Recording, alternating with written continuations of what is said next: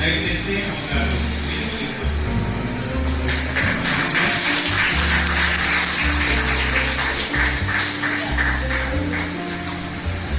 నేటి కొరకు ఏర్పాటు చేయబడినటువంటి లేఖన వాక్యాలు మనం చదువుతున్నాం. గ్రంథం 44వ అధ్యాయము 3-4 వచనాలు.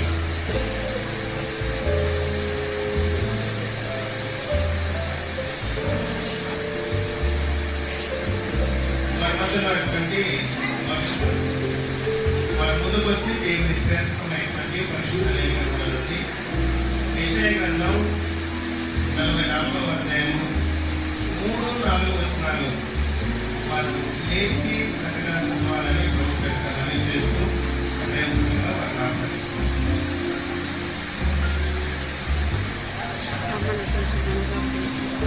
తీసుకోవాలండి చెట్టు పొద్దున రైతు వల్ల అంకులు అన్నాడు కూరగాయలు తీసుకున్నాం ఎంత ఎర్రగా ఉంటాయి కదా పండిపోతాయి.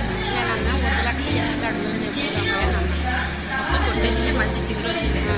ఇది వరకు అప్పుడు అమ్మ ముడకాయలు పంపించింది. సరే సరేలే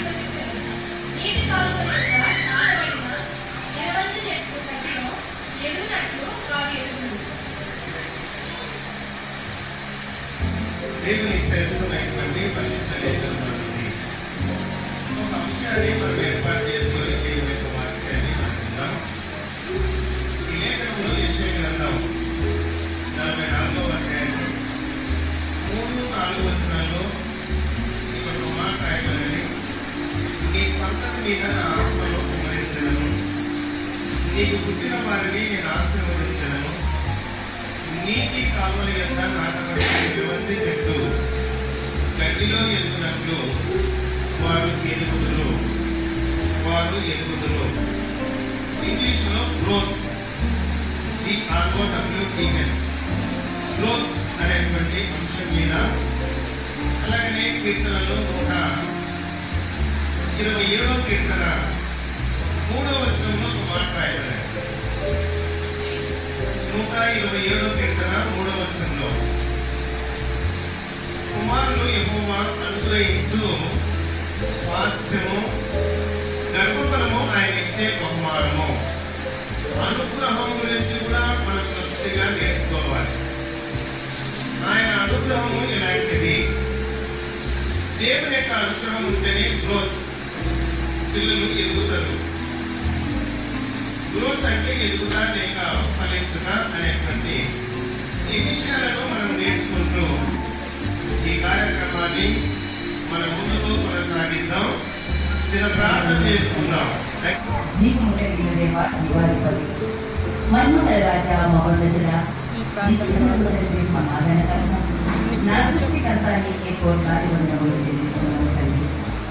ఎంతో ఆదరించి ఆశీర్వదించి మా కన్నీళ్ళు గ్రహించి దాన్ని శాంతి ఎంతగానో తండ్రి 3 దినములు కోల్పోయి ఎంతగానో ప్రలాపిస్తూ ఉపవాసాలతో ప్రార్థన చేస్తూ ఈ మందిరంలో కన్నీరు విడిచి ప్రార్థన చేసే చక్కటి వాదించిన దేవుడు తండ్రి నీకేమి జీవనం తీసుకున్నారు. గొప్ప దేవుడు ఇక్కడ తండ్రి, నీ దేవుడు అంత గొప్పవాడా, కన్నీరు విడిచి ప్రార్థన చేస్తే కలిగించేవాడా, అంత గొప్ప దేవుడు ఇక్కడ ఉన్నాడు. తండ్రి ఆత్మ ఆందోళన పడి ప్రేమించి సంతోషించి నేను ఎవరించి మాట్లాడతాయి ధ్యానించి ప్రవేశించిన చక్కటి కుమారులు ధ్యానిస్తున్నాను. ఆయన హరికుమార్ పాల్గొన్నారు. ఎంతో దూరం నుంచి ఆయన బిడ్డల్ని ఆనందపరచడానికి సంతోషపరచడానికి ఈ వాక్యాన్ని నడిపించాను. తన రక్తంలోనే అర్పించినందుకు ప్రతి విషయం కూడా ఒక మాట అయినా ఇక్కడ నేర్చుకోవాలి. ఆయన పడితే ఈ రాజ్యంలో ఆయన తండ్రి కార్యక్రమంలో కూడా మంచి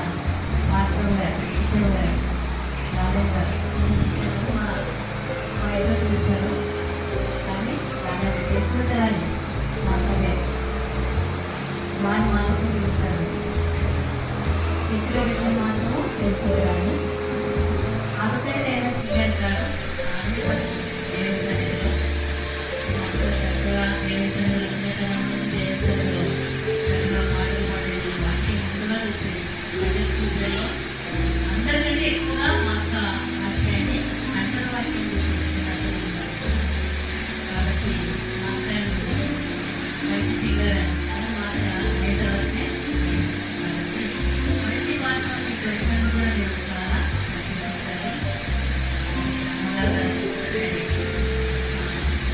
చర్చి పెట్టలేదని చూపించుకోవాలి మంచి దేవుడిని ఇచ్చారు కాబట్టి ఈ కథని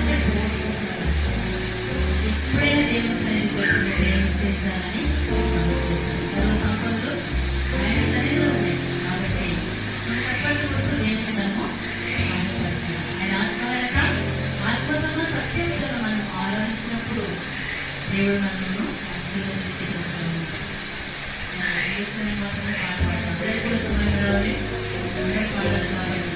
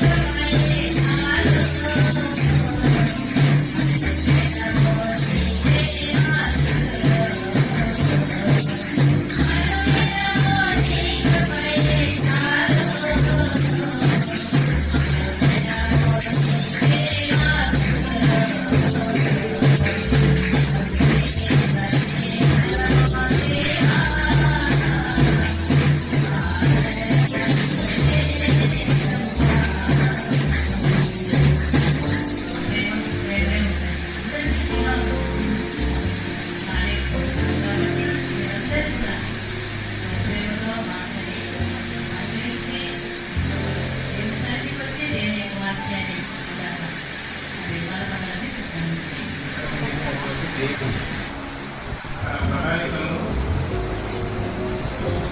కల్వరి మహిమ ప్రార్థనా మందిరాన్ని మంచి వ్యవస్థాపకులుగా మనమందరటువంటి ఎలిజబెత్ రాణి గారిని రాణమ్మ గారిని ఇక్కడ ఎంతో పోరాటం. మందిరం కట్టుట అంటే సామాన్యమైనటువంటి విషయం కాదు. నేను దరిదాపుగా బైబిల్ కాలేజీలో సిబిఎస్, బిబిఎస్, బీబీ, ఎంబీఎస్ వరకు మేము చదువుతున్నాం. ఒకరు చదవడం మాత్రమే కానీ మందిరాలు కట్టుట అనేది సామాన్యమైనటువంటి విషయం కాదు. అమ్మగారు చాలా పోరాటం. అలాంటి కాలంలో నెహెమియా, ఎజ్రా ఏ విధమైనటువంటి పోరాటము కలిగి మందిరము తెలిసిన మందిరం కట్టబడినదో అలాగా కన్నీటి ప్రార్థన. ఈ మందిరము చాలా చక్కగా ప్రభు యొక్క నామాన కట్టబడినది. ఇక్కడ ఒక మంచి సాక్ష్యం ఏంటి అనంటే, నా కోడలు, నా కూతురు వివాహమై దాదాపుగా 5 సంవత్సరాలు అయినది, సంతానం లేదు. ఒక దినాన ఇలాగే మేము వచ్చి ఉన్నాము. అమ్మగారు ప్రార్థన చేస్తున్నారు. ఈ మందిరం నుండి వెళ్తున్నారు కదా, మీరు అనుకునేది మీకు ఖచ్చితంగా నెరవేరుతుంది అని వారు చెప్తున్నారు. ఒక మంచి వాగ్దానం. ఆ వాగ్దాన ప్రకారంగానే నుంచి వెళ్ళిన తదుపరి నెలకొపటమే మా కోడలు ప్రెగ్నెంటే, నా కూతురు కూడా ప్రెగ్నెంట్. వారి చక్కని కుమారులను దేవుడు అనుగ్రహించున్నాడు. హల్లెలూయా, హల్లెలూయా. అంటే ఈ మందిరాన్ని దేవుడు ఏర్పాటు చేస్తున్నాడు. తన శిలువ రక్తాన్ని ప్రోక్షించున్నాడు. మందిరానికి వచ్చేటువంటి వారు ప్రార్థనలో ఉంటే ఏదైనా ఫలితము జరుగుతూ ఉంటుంది. మన ఝాన్సీ రాణి విషయంలో అమ్మగారు చెప్తున్నారు, చాలా సార్లు పాపకు ఈ విధంగా అయినది, తర్వాత ప్రార్థన చేస్తే చక్కని కుమారులను ప్రభు ఇస్తున్నాడు అని. ప్రభు యొక్క మహిమ చాలా గొప్పది. అనుకో విధంగా ఆశీర్వాదాలను ఇచ్చే దేవుడు ఈ మందిరంలో ఉన్నాడు. మీరు ఎంతగానో దీవించబడి ఉన్నారు, ఆశీర్వదించబడి ఉన్నారు. మన ఈ మందిరం యొక్క వ్యవస్థాపకులైనటువంటి ఎలిజబెత్ రాణి గురించి ఒక మాట చెప్పాలంటే, ఆయన మా మధురమ్మ గారు అన్నిటికంటే ముఖ్యంగా నాకు తల్లి లాంటిది. ఆయన నాకు తల్లి. నేను అప్పట్లో అదే పని, నాకు వివాహమై 40 సంవత్సరాలు అయినది. అన్న అంటే నాకు చాలా ఇష్టం. చూడటానికి జయరాజ్ గారిని చూడటానికి నేను పలుసార్లు వచ్చేపోయేవాడిని. అయితే ఎంత ప్రేమ అంటే వారి ప్రేమను వర్ణించలేనటువంటి ప్రేమ. ఆయన నన్ను ఏం చేసిందంటే తొడ మీద పండ పెట్టుకొని ఆయన తీసుకొని వచ్చింది కర్నూలు నుంచి ఇక్కడ వరకు. అంటే అంత ప్రేమ కలిగినటువంటి వ్యక్తి పరిశుద్ధమైనటువంటి జీవితంలోనే ఎదిగున్నారు. చిన్ననాటి నుండి ప్రార్థన, మందిరము, పాటలు, వాక్యము అని అంటే ఆయనకు ఎంతో ప్రీతి. చక్కని కుటుంబాన్ని ఇచ్చి ఉన్నాడు. 4 అక్క చెల్లెళ్ళు, ఒక అన్న, 5 మందిని దేవుడు వారి కుటుంబంలో, భీమన్న గారి యొక్క కుటుంబంలో ప్రభు ఇచ్చున్నాడు. వారు గొప్పగా ఆశీర్వదించబడి ఉన్నారు. ఈ మహానగరం వచ్చి అమ్మగారు ఇక్కడ మందిరం కట్టడం అంటే ఆయన గొప్పతనం కాదు, అది దేవుని యొక్క గొప్పతనం. హల్లెలూయా, హల్లెలూయా. దేవుడు ఆయన నిలబెట్టుకున్నాడు ఎజ్రా నెహెమ్యాలాగా. ఈ మందిరము కట్టబడినది కాబట్టి దేవునికి మహిమకరంగా మీరందరూ కూడా ఇలాగనే దేవుని ఆరాధించడానికి ఆయన మందిరంలోనికి రావాలి. ఈరోజు దేవుని వరకు తిరిగి మా ఇంటికి వచ్చి నేను చాలా సంతోషపడ్డాను. నిజంగా చాలా ఆనందపడి నేను ఈరోజు సంతోషంగా వచ్చి ఇక్కడ పాడపాడాలని అనుకొని ఇక్కడ పాడపాడుతున్నానండి. అందుకు బట్టి ఆంటీకి వచ్చి మహిళకి వందనాలు.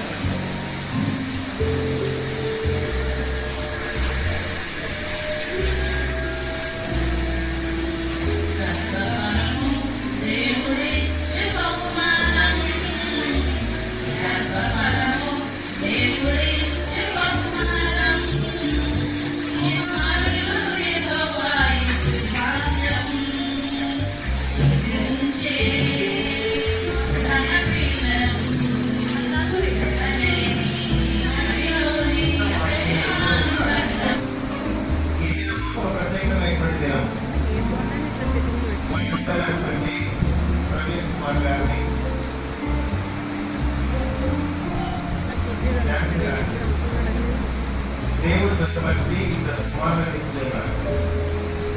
అయితే చిన్న కుమారునికి నామకరణం ఉన్నది, కొద్దిలోన కార్యక్రమం ఉంటున్నది.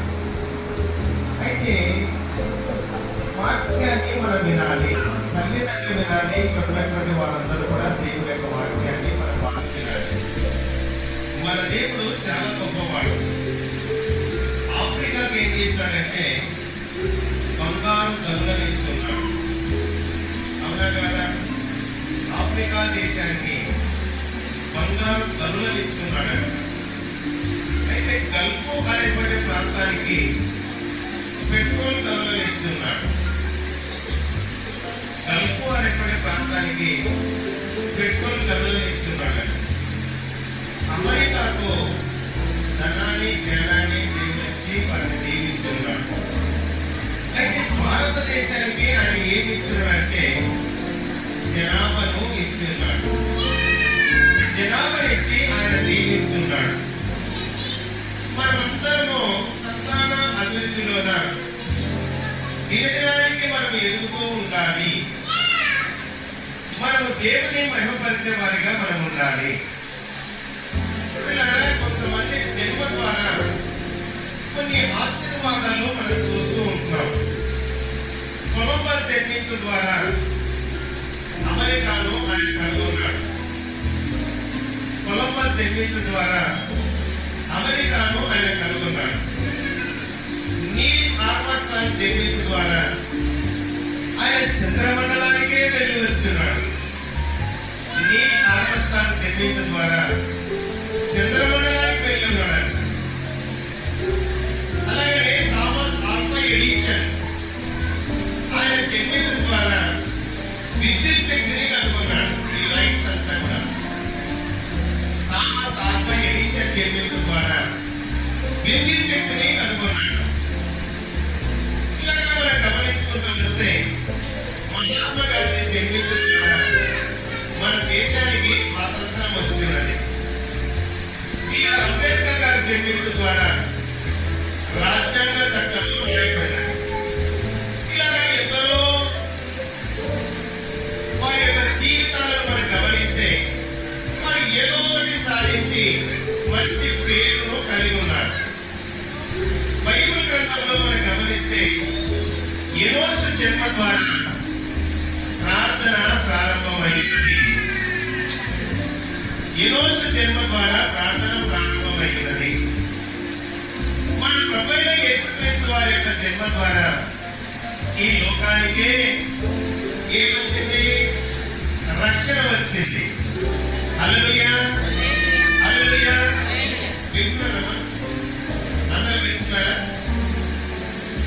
పిల్లలు, ఈ సమయంలో ప్రవీణ్ గారి యొక్క కుమారులు కూడా ఆ విధమైనటువంటి ప్రయోజకులు, అనేకులకు ఒక మార్గదర్శిగా దేవుడు ఆ బిడ్డలను అభిషేకించాలి అనేది మన ప్రార్థన. అయితే లేఖనంలో ఒక మాట మనం చదివి ఉన్నాం. యెషయా గ్రంథం 44వ అధ్యాయం 3-4 వచనాలు. నీ సంతతి మీద నా ఆత్మను కుమ్మరించెదను, నీకు పుట్టిన వారిని నేను ఆశీర్వదిస్తాను, నీకు పుట్టిన వారిని నేను ఆశీర్వదిస్తాను. ఎలాగంట? నిరవధి చెట్టంట గట్టిలో ఎదుగునట్లుగా నాడు ఎదుగుతాను. ఎదుగుట అంటే గ్రోత్. ఎదగాలి. పిల్లలు పుట్టిన తర్వాత ఎదగాలి. వారు దినదినానికి ఎదుగుతూ ఎదుగుతూ ఎదుగుతూ ఎదుగుతూ ఎదుగుతూ వారు ఫలించాలి. పిల్లలు ఎదగాలి, గ్రోత్. ఎదగాలి అని అంటే మనం బాగా గమనించాలి. మొదటిగా జీ అనేటువంటి అక్షరం ఉన్నది. జీ అంటే గో అని, గో అంటే వెళ్ళు అని. ఎక్కడికి వెళ్ళాలి? లోకంలోనిగా, దేవుని యొక్క మందిరంలోనిగా. సామెతల గ్రంథం 22వ అధ్యాయం 6వ వచనంలో ఒక మాట ఉన్నది. సామెతల గ్రంథం 22వ అధ్యాయం 6వ వచనంలో, బాలుడు నడవలసిన త్రోవను వారికి నేర్పండి, వాడు పెద్దవాడైనప్పుడు దాని నుండి తొలగిపోడు అని వాక్యంలో ఉన్నది. మొక్కని బాణాయి బొగ్గున అని పెద్దలు అంటారు. పిల్లలుగా ఉన్నప్పుడే దేవాలయానికి నడిపించాలి. రెండోది ఏమంటున్నాయంటే ఆరని. మన పిల్లలకి ఏం కావాలంటే చదివే వారిగా ఉండాలి. ద్వితీయోపదేశ కాండము 6వ అధ్యాయం 6వ వచనం 7వ వచనంలో మనం చదివితే, మన పిల్లలంతా కూర్చున్నప్పుడు, లేచినప్పుడు, నడుస్తున్నప్పుడు, పండుకున్నప్పుడు కంఠాభూషణముగా ధరించుకోవాలి. ద్వార బంధాల మీద, గౌరుల మీద రాయాలి. వారు వెళ్తున్నప్పుడు, వస్తున్నప్పుడు వాటిని చదవాలి అని లేఖనంలో ఉన్నది. పిల్లరా, మనం చదువుతున్నామా? మొత్తం చదవాలి అని వారి సిద్ధాంతం. కానీ నేటి నాన్న బైబిల్ గ్రంథాన్ని చదువుట లేదు. మనం చదివే వారిగా ఉండాలి. చదవడానికే దేవుడు ఈ భూమి మీదకి మనం పంపి ఉన్నాడు. అయితే పిల్లలు ఏమైనా ఉండాలంటే మొదటిగా దేవాలయానికి రావాలి. రెండోది బైబిల్ గ్రంథాన్ని చదివేది తల్లిదండ్రి నేర్పించాలి. వారు చదివేది నేర్చుకున్నారంటే ఒక సమయలు మాదిరి, ఒక యేసేపు మాదిరి, ఓ పౌలు మాదిరి వారు ఎదుగుతారు, వారు ఫలిస్తారు. పిల్లరా, మన పిల్లలకు బైబిల్ చదివేది నేర్పించండి. CRO, ఓ అంటే ఒబీడియన్స్. ఒబీడియన్స్ అంటే విధేయత. మన పిల్లలు విధేయత కలిగి ఉండాలి. నేటి దినాల్లో పిల్లలు అవిధేయులుగా జీవిస్తుంటున్నారు. విధేయత కలిగి ఉండాలంట. విధేయత కలిగి ఉండాలంటే మన పిల్లలు దేవాలయంలో ఎదగాలి. మొదటి సమూయేలు గ్రంథం 1వ అధ్యాయము 28వ వచనంలో మనం చదివితే, హన్నా ఏం చేసిందంట? పిల్లవాడు పాలు విడవగానే షిలో అనేటువంటి మందిరం కాడికి, ఏలీ అనేటువంటి దైవజనుల కాడికి పిల్లవాడిని తీసుకొని వచ్చి అక్కడ వదిలిపెట్టినది. అప్పుడు పిల్లవాడు ఏం చేసినట్ట? అక్కడ యెహోవాకు మొక్కెను అని రాయబడినది. చిన్ననాటి నుండి వాడు మొక్కేది నేర్చుకున్నాడు.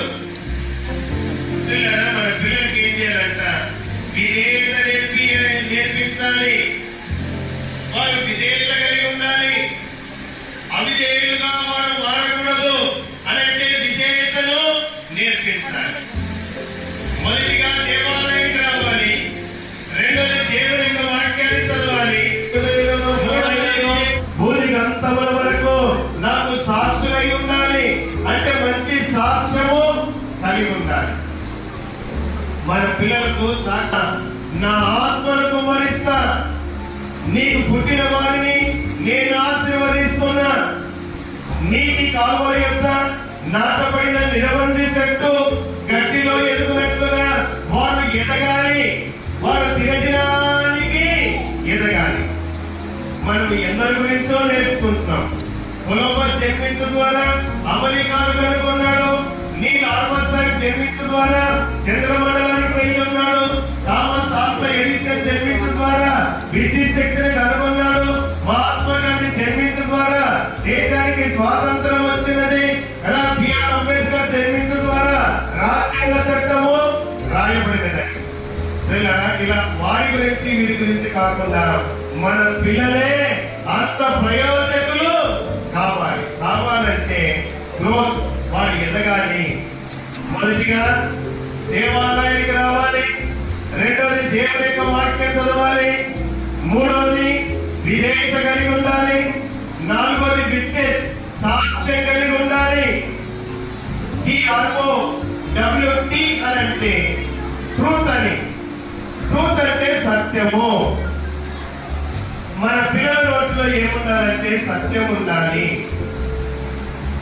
యోహాను సువార్త 14వ అధ్యాయం 6వ వచనంలో స్పష్టంగా మీకు మనసు చేస్తున్నాను. సకల ఆశీర్వాదములకు కారణభూతమైన తండ్రి, ఈ ఘనమైన శ్రేష్టమైన పాదం లేదా కళ్ళు వచ్చి ప్రార్థిస్తున్నాను. అయినా మీ కుమార్ ప్రవీణ్ కుమార్ని జాన్సీని జగన్ కుమార్ దయపడకమునిపై మీ ప్రణాళికలో మీరు జతపరచాలని మీరు జతపరిచి ఇద్దరు కుమారులను మీరు ఇచ్చున్నారు. చిన్న కుమారునికినైనా తండ్రి పెద్ద కుమారుని పట్టుకున్నాడు. ఆదర్శ్ కుమార్ అనేటువంటి నామకరణం చేయబడినది. మీ కుమారునైనా మనుషుల దయలో దేవుడి దయలో మీరు పెంచండి. బ్రతుకు దినాలన్నీ కూడా ఒక మంచి ప్రయోజకునిగా అనేకులకు ఆదర్శవంతంగా నీ కుమారుడు పెరగాలి. మీ యొక్క ఆశీర్వాదాల కింద దినదినానికి ఎదగాలని మా యొక్క ప్రార్థన.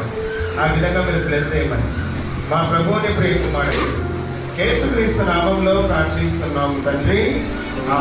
ఏం పేరు చెప్పండి అందరూ? గట్టి చెప్పండి అందరూ, గట్టి చెప్పాలి. వన్స్ అగైన్ మరొకసారి గట్టి చెప్పండి అందరూ. ఆదర్శ్ కుమార్ చెప్పండి, అందరూ చెప్పండి. Very good. దేవుడు ఈ కుమార్ని ఆశీర్వదించడం కాక బాబును తొట్టులో వేస్తున్నప్పుడు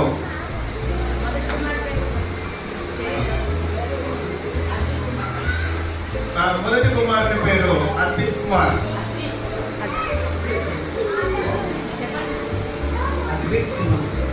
అద్విత్ కుమార్ మొదటి కుమారుని పేరు అద్విత్ కుమార్. రెండో కుమారుని పేరు ఏం పేరు? ఆదర్శ్ కుమార్. వారి తండ్రి గారి పేరు ఏం పేరు? ప్రవీణ్ కుమార్. వారి చేరిన పేరు ఏం పేరు చెప్తలేదా? మన పెద్దనాయన పేరు నవీన్ కుమార్ గారు. మన తాత పేరు పాల్ యాదగిరి. దేవుడి ఈ సంతానాన్ని ఇజ్రాయెల్ సంతానంగా ఆశీర్వదిస్తూ దినదినానికి అభివృద్ధిపరుచుకుంటున్నందుకు దేవునికి ఘనత ప్రభావం కలుగునాక. బాబుని తొట్టులో వేద్దాం. దయచేసి అందరూ కూడా మీరు సంతోషంగా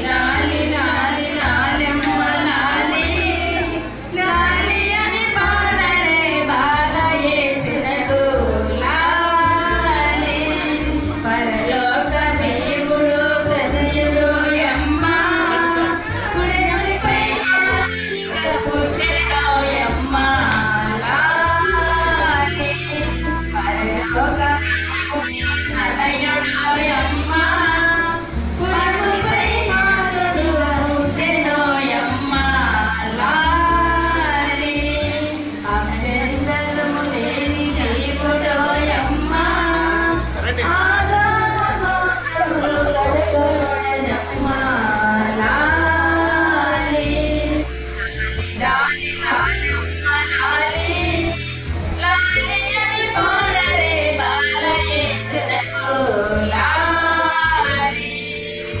ప్రయోజకుడు అనేకులకు ఆదర్శవంతంగా ఉండాలంటే మన యొక్క ప్రార్థన చేద్దాం. అందరి చేతులు పెట్టడం, అందరి చేతులు రండి సార్, చేతులు పెట్టడం. చిన్న ప్రార్థన చేద్దాం. మన మధ్య కేటగిరీ సార్ వారు ప్రార్థన చేస్తారు. ఆ తదుపరి నేను ఆశీర్వాదం ఇస్తాను.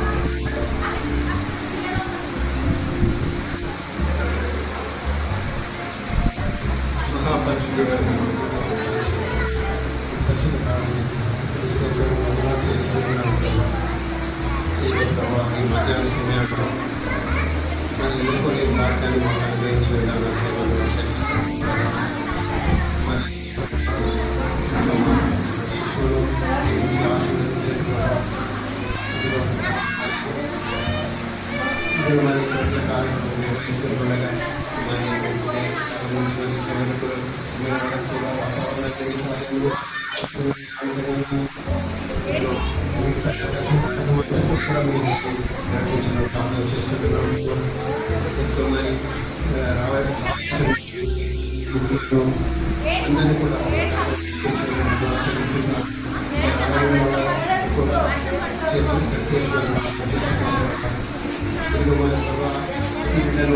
ఇదిగో అందరికీ కార్యక్రమం నిర్వహిస్తుండగా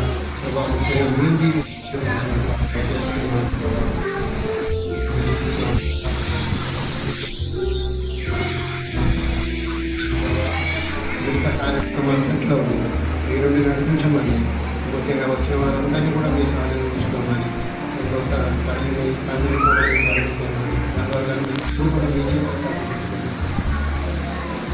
సమస్తకరమైన ప్రభావం మీద ఆలోచించుకోండి.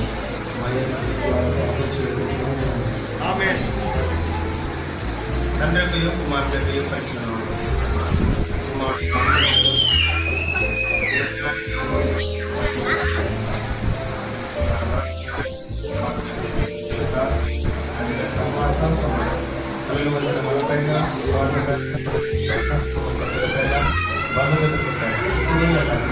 సదాకాలము తోడని ఆమేన్. దయచేసి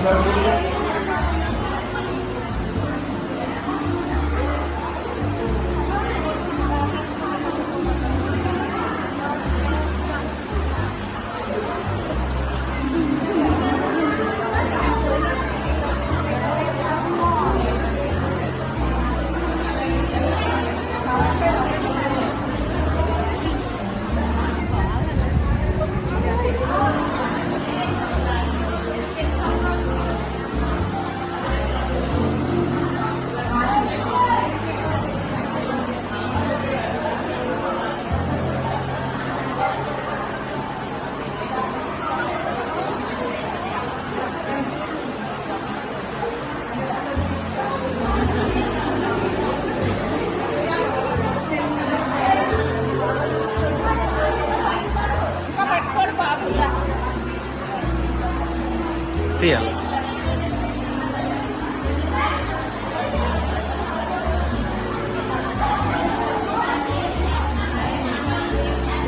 Hai.